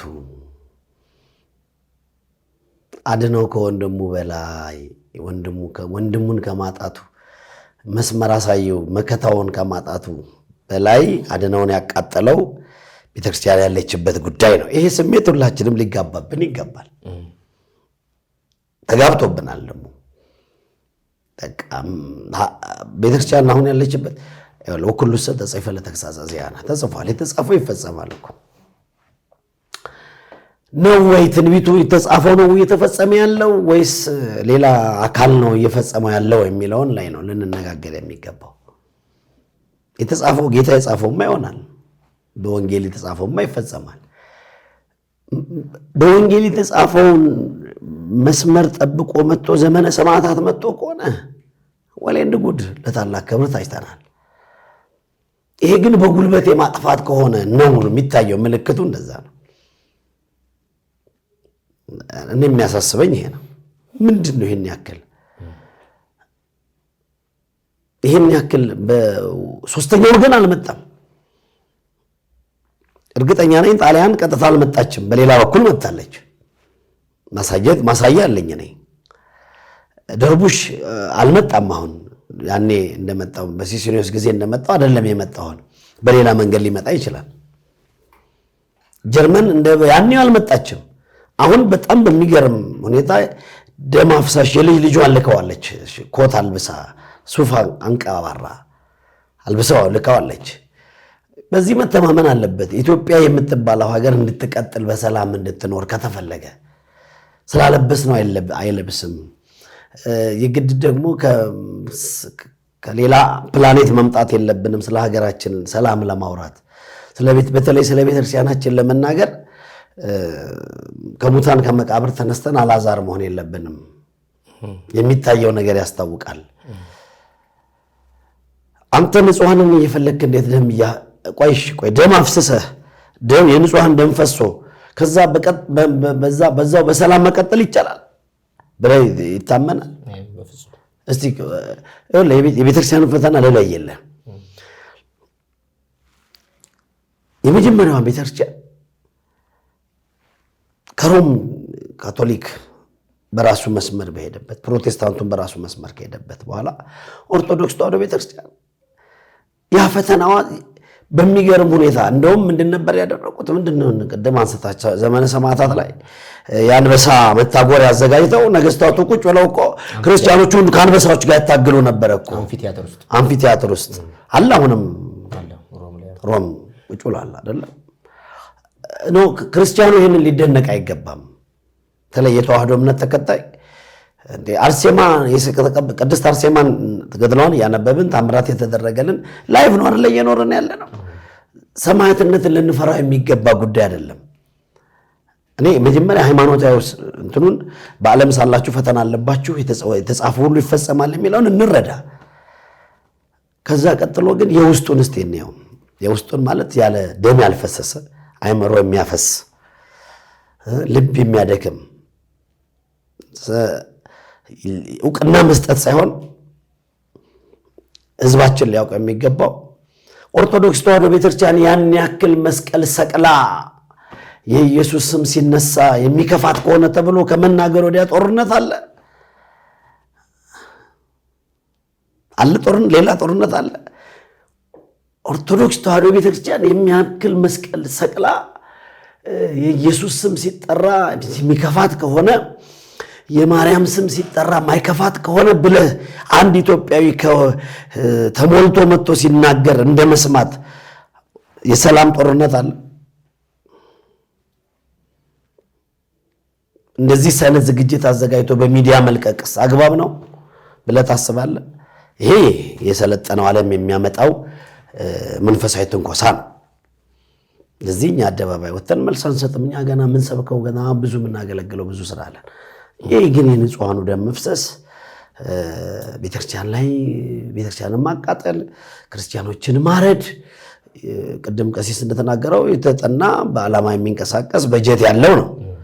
ለዚህ መድኃኒቱ እነሱን መለመን ብቻ አይደለም። እንደ ክርስትና ባካችሁ ተውን እንላለን። እንደ ክርስቲያን ባካችሁ ነገ ይጸጸታችኋል።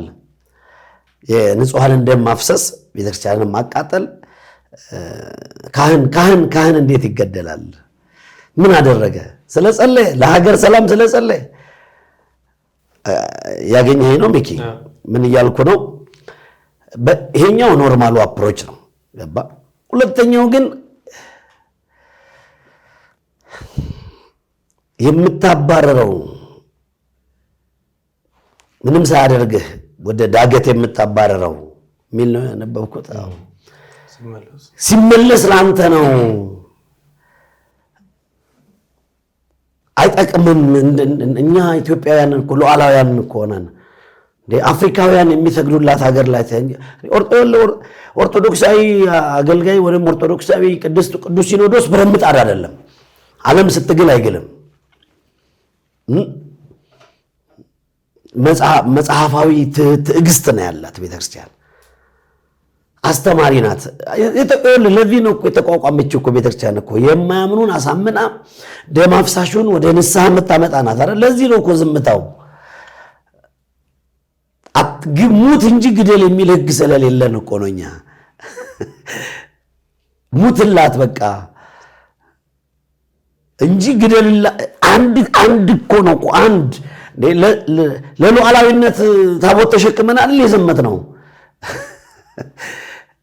እና አንዳንድ ጊዜ ምዕመናኖቻችን አሁንም ይሄን ስንናገር ቅዱስ ጳውሎስ ምንድነው ያለው? እኛ የፍርሃት መንፈስ የለብንም ነው ያለው። አገልጋይ ሆነ ክርስቲያን ኦርቶዶክስ ሆነ ፈሪ መሆን አትችልም። ሲጀመር ጀምሮ ለዚህ ዓለም ክንድህ የሚንበረከክ አይደለም። አንዴ አይደለም 10 ጊዜ ልትሞት ትችላለህ። ከዚህ አይደለም ከጽናትና ወንጌል ከተመሰረተችበት አንጻር ነው።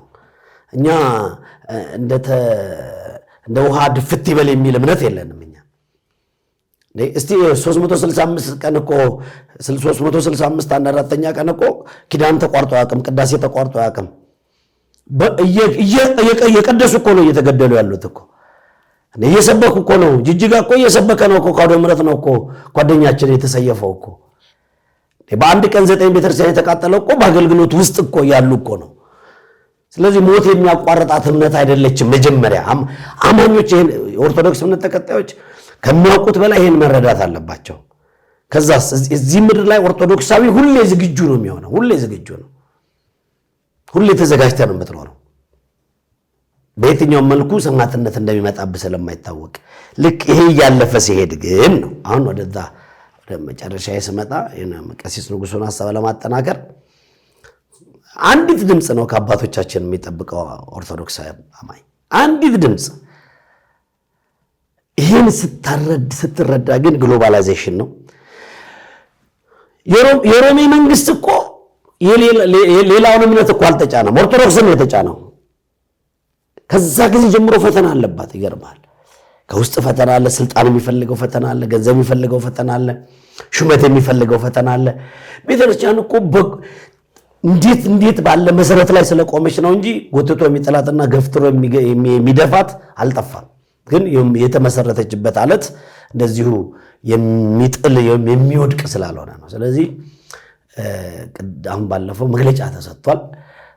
ከመግለጫው በተጨማሪ መግለጫው የመግቢያ ያክል ነው፣ ተው ማለት ያህል ነው፣ የማስታገሻ ያክል ነው፣ አይበጀንም ማለት ያክል ነው።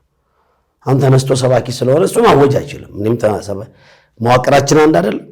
ከላይ ሲመጣ ካልሆነ ግን ልንረዳው የሚገባው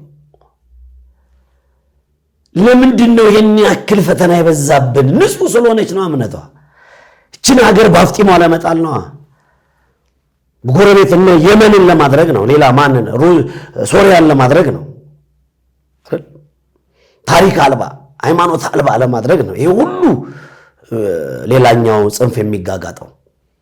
ለዚህ ቤተ ክህነትና መንግስት አብረው መስራት መናበብ ግድ ይላቸዋል ለሀገር ሰላም። እንዳጠቃላይ ግን የንጹሃንን ደም በማፍሰስ እስከ ዛሬ በፈሰሰው ገና ሀገር ዋጋ ትከፍላለች። እስከ ዛሬ ለፈሰሰው እንኳን ወደፊት ለሚፈሰው አይደለም። ምክንያቱም ደም ያለ ደም ስለማይነጻ ደም ያፈስ ዛሬ ኢየሩሳሌም የምትከፍለው ዋጋ እኮ ደሙ ይኩን ለአሌነ ወላይ ለውሉድነ ብላ ስለ ኢየሱስ ክርስቶስ ላይ ስለዘበቱ እኮ ነው አያቶቻቸው። እንደዚሁ ነቢያቶቿን አርዳ የለ እንደ ኢየሩሳሌም ቀብራቸው ከነህይወታቸው ቀብራቸዋለች እኮ። የህዝብ ቆሻሻ ውስጥ እነ ኤርምያስን እኮ አጋድማ ጥላቸዋለች እኮ። ያንን ነው ሂሳብ እየከፈለች ያለችው። ስለዚህ የንጹሃንን ደም ማፍሰስ ዋጋ ያስከፍላል። እኛ ፖለቲከኞቹ ወይም ፖለቲካል አናሊሲስ ሰጪዎች አይደለንም። ቴክኒክና ታክቲኩን አስተማምረን ያዘውና ውጣና ሰይፍ ላነሳብህ ሰይፍ አንሳብህ፣ እሳት ለለኮሰብህ እሳት ለኩስበት አንልም። ለክፉዎች ልቦና ይስጣቸው ብላ ቤተክርስቲያን ትጸልያለች። እየገፋ ሲመጣ ግን ቤተክርስቲያን የራሷ ውሳኔ የማትወሰንበት ምንም ምክንያት የለውም የሚለውን ሐሳብ ነው። እዚህ ላይ እንዳስተምር ጨምረሽ በመጋቢያ ማለት ላይ ምንድነው አሁን የተባለው ነገር እንዳለ ሆኖ በቀደም የደረሰውን አደጋ ሰምታል ብፁዕ አቡነ ኤርምያስ ጋር? አዎ ካህኑን ከመንበሩ ወልዲያ ደብረ መድኃኒት መድኃኔዓለም እኔ አውቃቸዋለሁና በጣም አንደበታቸው የተባ በጣም በጣም በጣም በጣም የወንጌል ሰው እንደገና ደግሞ ደፋር አገልጋይ ነበሩ እና ብፁዕ አቡነ ኤርምያስ በቀደምት ስርዓተ ቀብራቸው ላይ ይመስለኛል ሲናገሩ እንዴት አይነት ተስፋ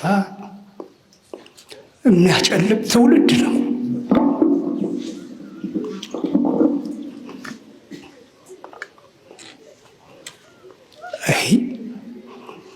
እንዴት አድርገን እናገልግል? እንዴት አድርገን ይህን አካባቢ እንለውጥ? ስራ አጥተው አልነበረም ያመጣዋቸው። የሚበሉት አጥተው አልነበረም ያመጣዋቸው።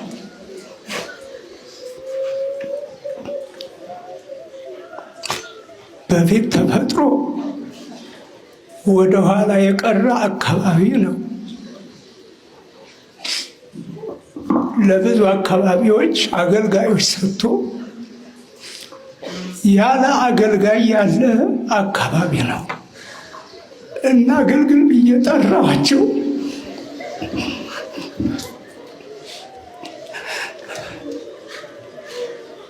እናገልግል። የተጎዳ አካባቢ ነው።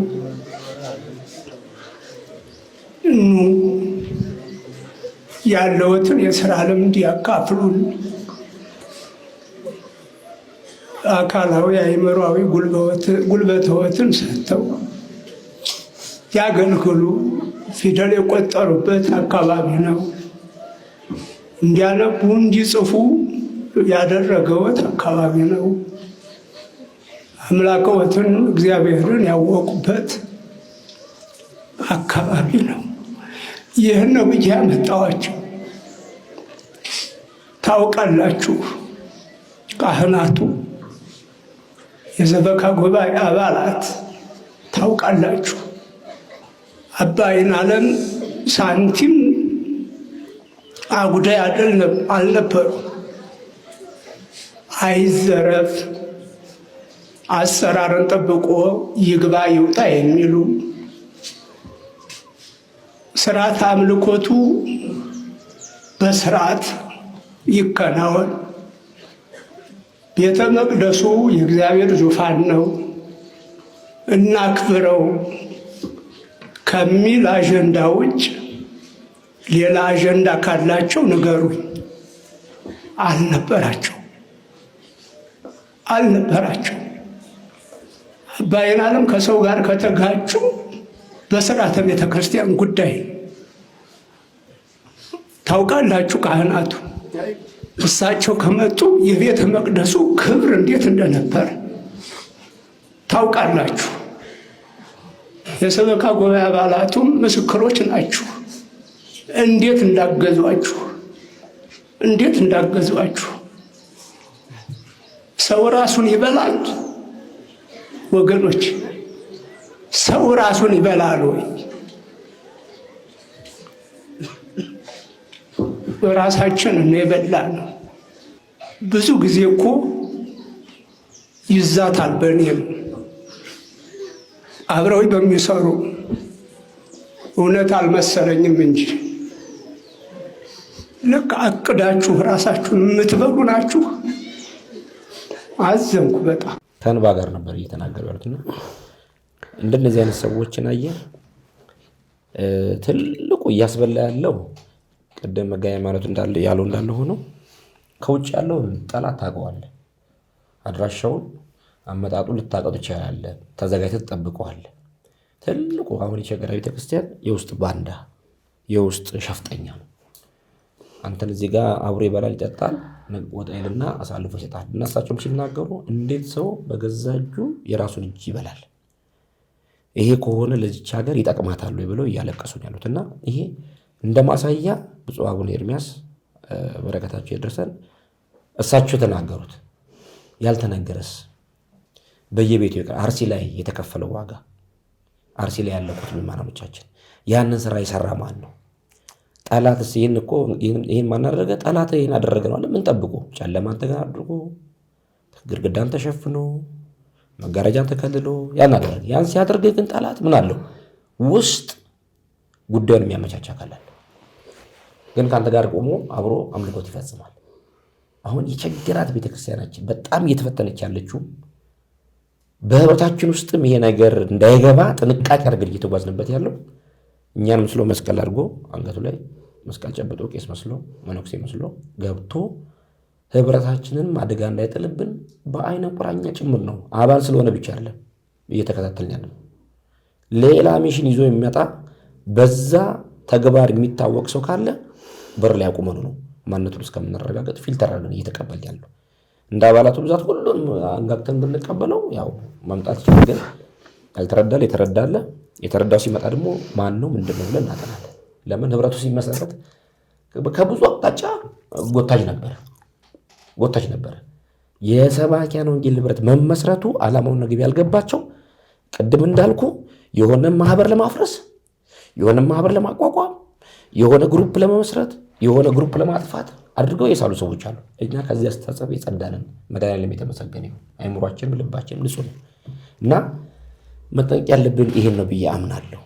ስለዚህ አሁንም ቅድም ብሬ ካለው ቃል አብሮ የሚሄድ መመሪያው እንዳለ ሆኖ መግለጫው ብቻ ግን እኔ ብሬ ያለው ሐሳብ እንዳለ ይገዛኛል።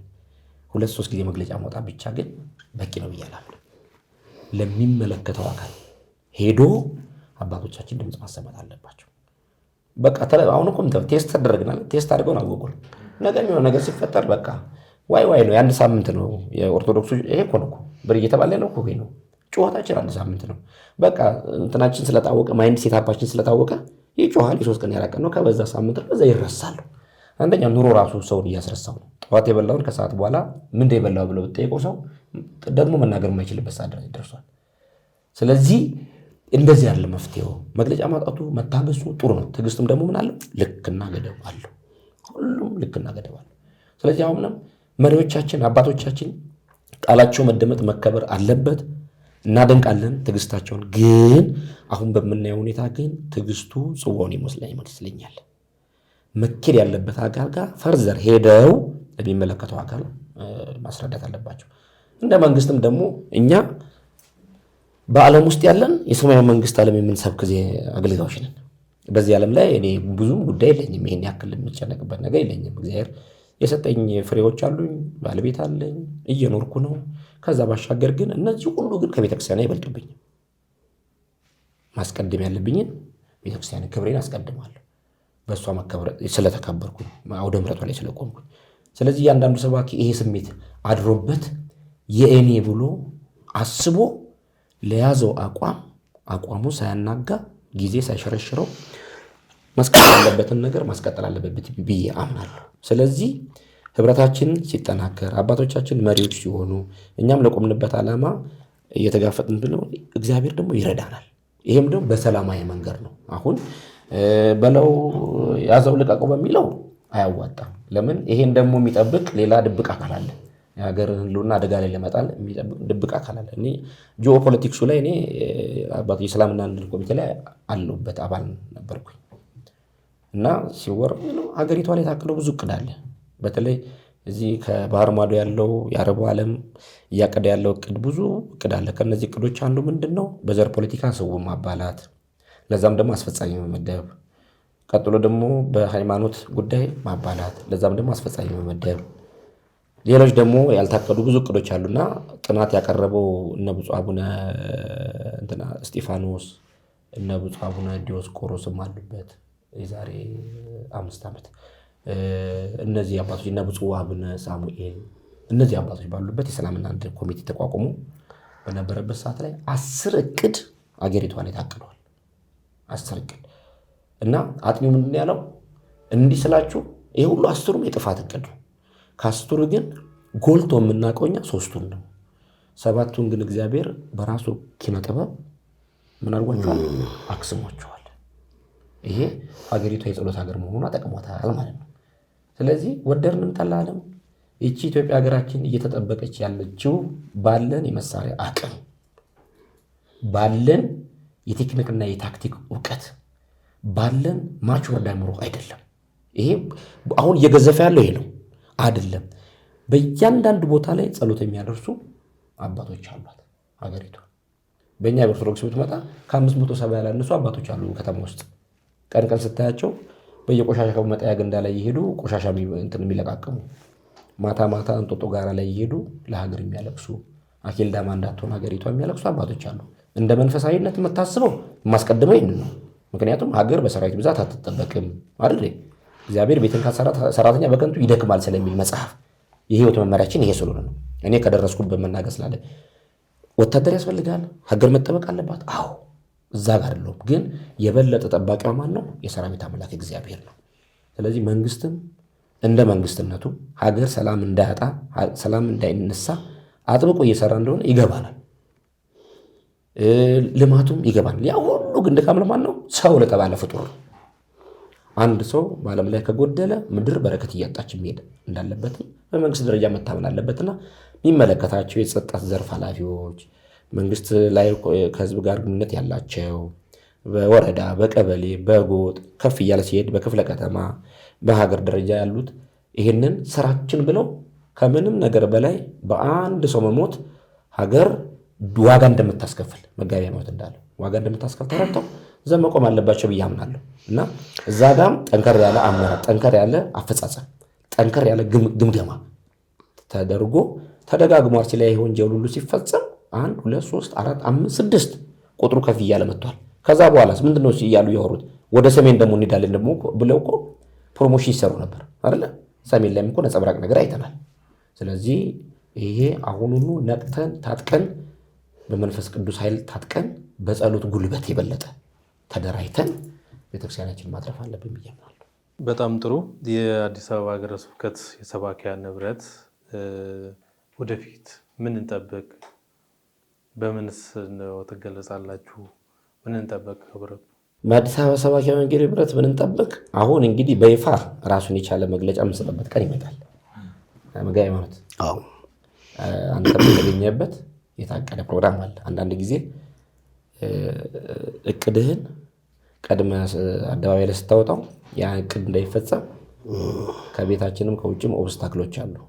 ለምን ገና ተደራጅቶ ቡም ብሎ ያልወጣ ስለሆነ ጥንቃቄ ይጠይቃል ብዬ አምናለሁ። ያቀድነው እቅድ አለ። ልክ ቀኗና ሰዓቷ ስትደርስ ልብን የሚሞላ እቅድ ነው። አሁን ያነሳናቸውን ሀሳቦች የሚገዛ እቅድ ነው። ሁለተኛ አሁን ላለው የረቂቁ የመናፍስት ዓለም ውጊያ የምንቋቋምበት አንዱ ሚዲያ ነው።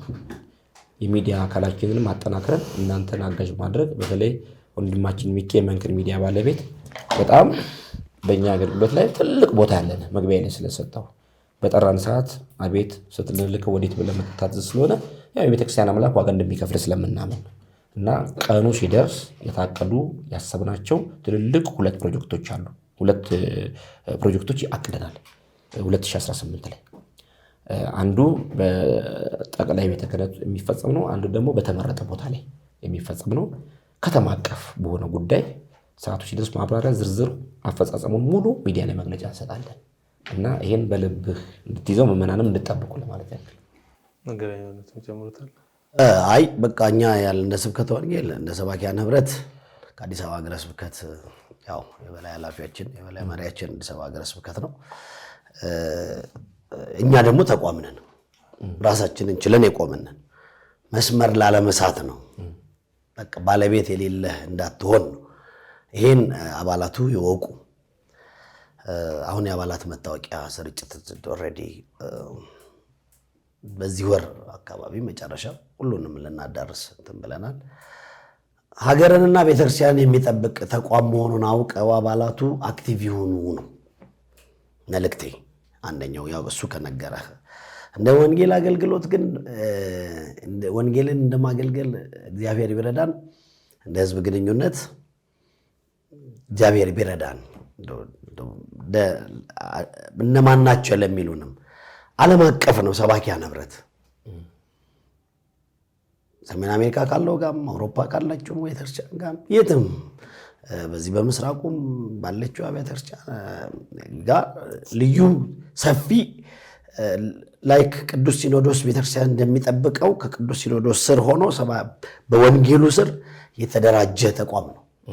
እግዚአብሔር ቢረዳን ይሄንን ያሰብነው ጋዜጠኛና ንስሐ አባት ጋዜጠኛ እንጂ ንስሐ አባት አትሆንብን፣ ያለንን ሁሉ አታዘርግፈን፣ በተግባር እንድንገለጥ እግዚአብሔር ሊረዳን። በመጨረሻ ደግሞ ይሄ መንክር ሚዲያ እና አሉን ቋንቋ አይነሽ ሌሎችም ማን ነው ደግሞ ታዲዮስ እና በቃ እናንተ ከኛ ጋር ስላላችሁ ደግሞ ቲአርቲ ሚዲያ እናንተ ከኛ ጋር ስላላችሁ እኛም ገና የራሳችንን ሚዲያ ጉልበት ተብሏል ነው አይደል? በቃ እናመሰግናለን ጉልበት ስለሆንከን ቴንክ ዩ። እንግዲህ በመጨረሻ የምናስተላልፈው መልእክት ዋናውን የወንድማችን የመምህር ዘላለምን እረፍት ሽኝት በማስመልከት ኮሚቴ ውስጥም እንደ ሰባኪያን ወንጌል ህብረት ስላለንበት በአመራር ደረጃም ደግሞ የዛ አካልም ስለሆን አንተ መጠየቅ ያለበትን አካል ጠርተህ በመጠየቅህ አሁንም በድጋሜ አድናቆትና ክብር ለመንክር ሚዲያ አለን። ሰባኪያን ወንጌልም ሁሉ ጊዜ በፈለክበት ቦታ ላይ ከጎን እንደሚቆም ቃለ መሐላ ገብተናል። የገባን ለምን አሁን የምንነግርህ ቢሮ ያወራነው ነው የምንነግርህ። ለምን ከኛ መስረታው ላይ የተገኙልን የኛ ባለውለታዎች ናቸው ብለን ስላሰመርንበት። ሰው በትንሹ ነው የሚመዘነው። እና አንተም ደግሞ ከአገልጋዮች ህይወት ማድረግ አገልጋይ አክባሪ በመሆን እንደገና ደግሞ ደፋርም ነህ። ካየናቸው ሰዎች ደፋር ልበ ሙሉ ሰው ስለሆንክ ያንን አምነን ነው አሁን የጠሩን ቦታ ላይ ሁሉ አልተጣርንም። እኛ ያው እግዚአብሔር የሚያውቀው ማንጋ ሜዳ አለብን ብለን ራሳችን ሰሌክሽኑ ሲመጣልን ቆይ ብለን 2 ሚዲያዎችን አዘግይተናል። ለምን ሌላ ሚሽን ስለሚኖረው አንተ ግን ስለምትቆረቆር ነው። እና በዚሁ አጋጣሚ በመላው ዓለም ላይ ሆናችሁ ይሄን መንክር ሚዲያ የምትከታተሉ ሰብስክራይብ በማድረግ በማገዝ በመደገፍ የቤተክርስቲያኒቷን ልሳን በመሆን ህመማችን ያሟል ድካማችን ይደክመዋልና እንደው በቃ ሰብስክራይብ በማላይክ ሼር በማድረግ ደግፉት፣ አግዙት። ወንድም ነው፣ ቤተሰብ መስርቶ ትዳሩን በስነ ስርዓት እየመራ ነው። ከበስተጀርባው ሰራተኞች ያሉት ወንድም ነው። እናግዘውን ደግፍ ላለው ለኦርቶዶክሳውያን ነው። ከዛ ባሻገር ደግሞ በጣም ሰሞኑን እንደ ሀገር ልባችን የደማበት ጎፋ ላይ የደረሰ አደጋ አለ። የጎፋ ማህበር የጎፋ ኢትዮጵያውያን ዜጎቻችን እዛ ጋር ኦርቶዶክስ አለ፣ ፕሮቴስታንቱ አሉ፣ ካቶሊክ አለ፣ ሙስሊሙ አለ ወዘተርፈ በቃ ውበታችን ይሄ ነው። ስንተሳሰብ ነው። እኔ ኦርቶዶክስነቴ ይግዘፍ እስልምና ይቀጭጭ የሚል አቋም እንደ ሰባኪያን ወንጌል የለንም። ሁሉም ሃይራርኪውን ጠብቆ መጓዝ አለበት። አንዱ ያንዱን መብት መንካት የለበትም ከሚል አካል ነው የምደመረው። ወንድሜ መጋቢ ሃይማኖትም የሰባኪያን ወንጌል ህብረትም ማንም ሃይማኖቱን የፈለገ ድንጋይ ማመን ይችላል፣ መብት አለው። በተሰጠው ነፃ ፈቃድ የተመቸውን ነገር ማራመድ ይችላል። ያ ነፃ ፈቃዱን ተጠቅሞ ይጠቅመኛል አይጠቅመኝም የሚለው ባለቤቱ ነው በተሰጠው አይምሮአዊ ሚዛን መመዘን ያለበት። እና ጎፋ ላይ በደረሰው አደጋ በጣም እንደ ሰባኪያን ወንጌል ልባችን ደምቷል። ያው እንግዲህ የጎፋን እልቂት የደረሰው አደጋ ያው እንቅልፍ ላይ ያሉ ነው አደጋው የደረሰውና አሁንም ብዙ ወደ 80 ምናምን የሚጠጉ ሰዎች ናቸው አስከሬናቸው የወጣው። ወደ 120 ምናምን ነው እንግዲህ ያሉ ነፍሰ ጡሮች አሉ፣ ህፃናቶች አሉ፣ አረጋውያን አሉ፣ ሮጦ ያልጠገቡ ወጣቶች አሉ። እና አስከሬናቸው ተቆፍሮ ሲወጣ እንደ አንድ አገልጋይ አካል የተቆረጠ ያክል ተሰምቶኛል። እና በጣም አዝነናል። ማዘን ብቻ አይደለም እንደ ሰባኪያን ወንጌል ተነጋግረንበት አስፈላጊም ከሆነ በአካል ሄደን ቦታው ላይ በአካል ሄደን የማጽናት እቅድ ይዘን እንቀርባለን ብለን እያመን ነው። ከብፁዕ አባታችን ከብፁዕ አቡነ ኤልያስ ጋር በረከታቸው ይድረሰን ከሳቸው ጋር ተነጋግረን እንደ እቅድ ተነጋግረን በቢሮ ደረጃ ሐሳቡን ይዘን ቀርበን ተወያይተን በዛ ቦታ ላይ ሄደን አጽናንተን እንመለሳለን የሚል እቅድ አለን። እግዚአብሔር ይርዳን። በእቅድ ደረጃና አዝነናል። ህመማችሁ ህመማችን ነው፣ ጉዳታችሁ ጉዳታችን ነው።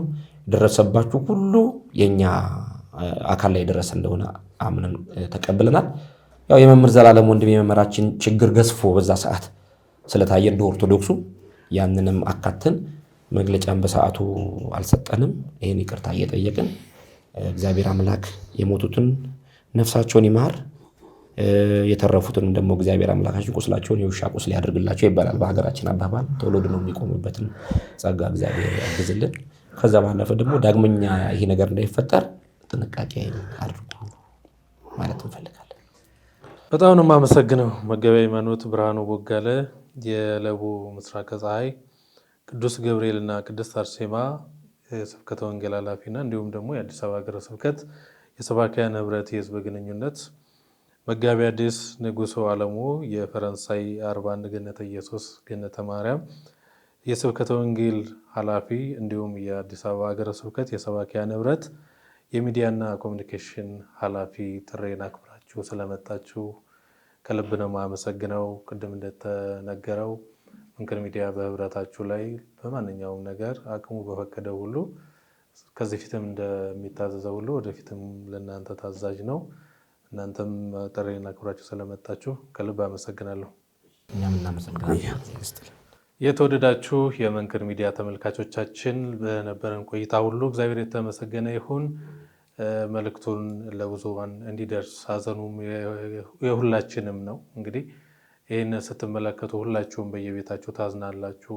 ቤተክርስቲያን ላይ እንደ ቤተክርስቲያን የደረሰው እንዲሁም ደግሞ በቅርቡ ያጣነው እንደ መምህር ዘላለምም ሀዘኑ የሁላችንም ነውና መልእክቱን ለብዙሃኑ እንድታደርሱ አዲስ የሆናችሁ ደግሞ ሰብስክራይብ አድርጋችሁ ቤተሰብ እንድትሆኑ እንጠይቃለን። ስለነበረን ቆይታ ሁሉ እግዚአብሔር የተመሰገነ ይሁን። ቸር ይቆየን።